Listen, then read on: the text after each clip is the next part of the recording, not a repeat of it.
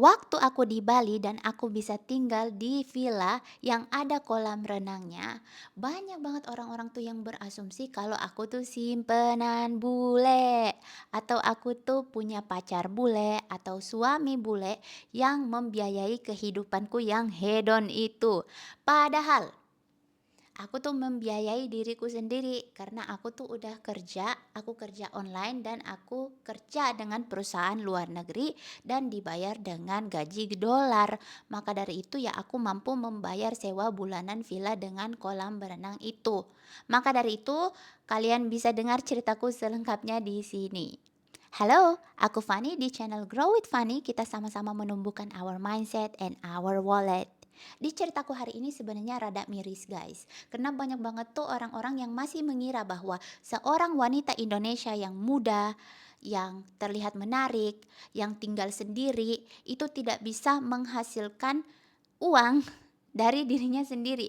Atau most likely mungkin mereka itu dapat suntikan dana untuk membiayai hidupnya dari seorang laki-laki atau seorang bule atau seorang om-om, apapun itu.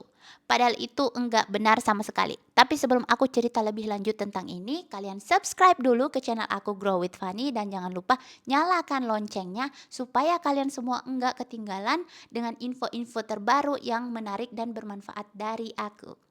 Mari kita mulai dulu dari awal. Jadi aku tuh pindah ke Bali pada awal tahun 2019. Di situ aku punya beberapa alasan. Yang pertama, aku punya beberapa klien pada saat itu dan salah satunya itu mau buka gym barunya di Bali. Kemudian aku ditawarin sebuah posisi. Kemudian yang kedua, aku melihat peluang kerja yang besar. Tentunya dengan skill aku yang aku bisa berbahasa Inggris, aku mengerti virtual assistant, aku mengerti eh, marketing misalnya. Aku melihat itu dan aku berpikir mungkin aku bakal ada banyak job di Bali. Kemudian, aku juga mau berjejaring atau networking. Aku mengerti di Bali itu banyak orang-orang lain juga yang bekerja online seperti aku dan aku mau mengenal mereka lebih lanjut dan aku mau melihat apa aja yang bisa dikerjakan sebenarnya di dunia online. Kemudian yang terakhir, aku pengen mandiri. Terinspirasi dari orang-orang barat tuh yang pada keluar rumah pada pada umur 21 tahun atau umur 17 tahun, aku juga kayak kepengen gitu nyobain, apalagi aku tuh udah bisa bekerja dan berpenghasilan sendiri.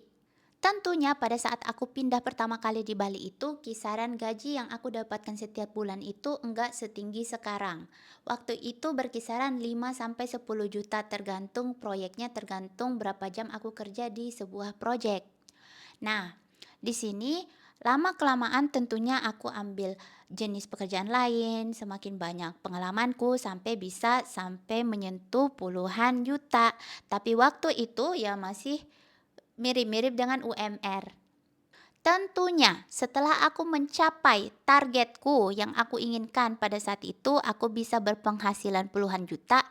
Aku memilih untuk mengupgrade hidupku. Yang awalnya aku tinggal di kosan, aku pengen dong tinggal di villa. Nah, disinilah asumsi atau stereotip itu muncul. Nah, dalam keseharianku tentunya aku berinteraksi dengan banyak orang pada saat aku di Bali.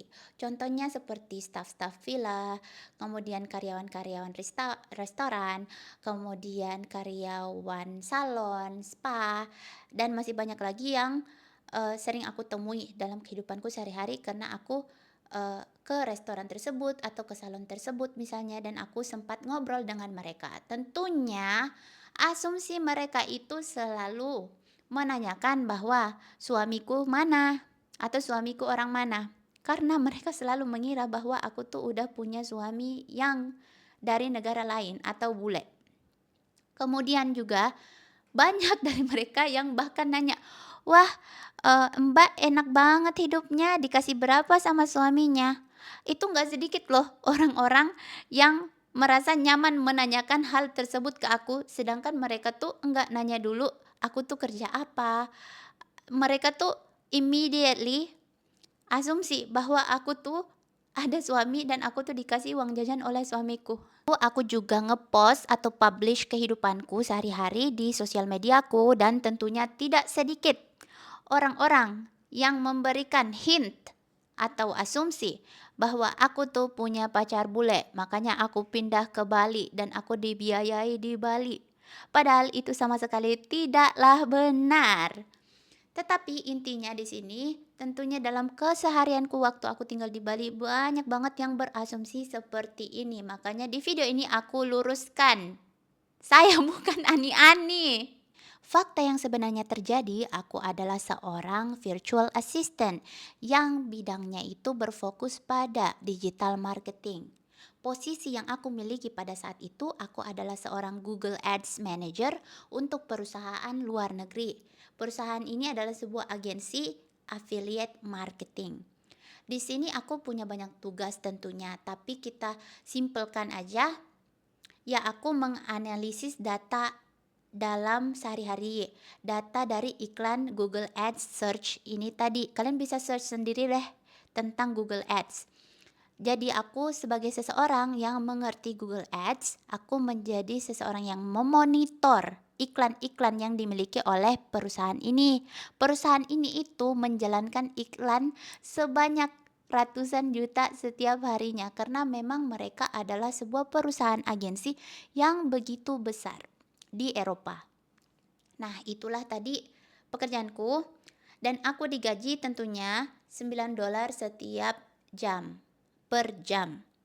Itu adalah gajiku dan aku bisa kerja itu 8 sampai 10 jam per hari dan aku normalnya kerja 6 hari dalam seminggu. Kemudian kadang-kadang aku bisa kerja juga sampai 7 hari dalam seminggu untuk mengcover orang-orang lain yang ambil cuti atau sakit. Maka dari itu, aku punya banyak uang karena aku juga kerja bagai kuda pada saat itu. Itulah kenapa aku tuh agak terluka kalau ada orang yang bisa sampai berasumsi aku tuh ani-ani atau dibiayain laki-laki karena keseharianku tuh kerja kerja kerja bisa sampai 10 jam di depan laptop. Tapi tentunya aku maafkan semua orang yang berasumsi seperti itu.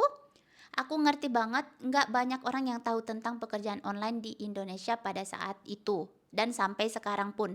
Maka dari itu aku punya channel ini biar kalian semua bisa dapatkan informasi-informasi yang menarik dan bermanfaat seputar pekerjaan online.